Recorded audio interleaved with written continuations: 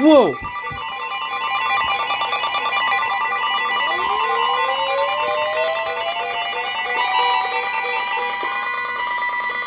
The National Weather Service Forgot to turn that on. has issued a severe thunderstorm warning for southwestern Coosa County until 4:15 p.m. Central Daylight Time. At 3:24 p.m. Central Daylight Time, a severe thunderstorm was located over Dollar, or 9 miles southwest of Leogufka, and is nearly stationary. Hazard, 60 miles per hour with gusts and quarter-size hail. Source, radar indicated. Impact, hail damage to vehicles is expected. Expect wind damage to roofs, siding, and trees. Locations impacted include Royal, Dollar, Bentleyville, Moran, and Mitchell Lake.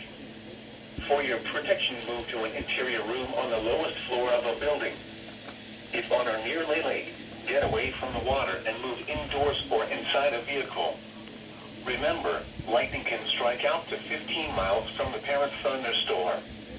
If you can hear thunder, you are close enough to be struck by lightning.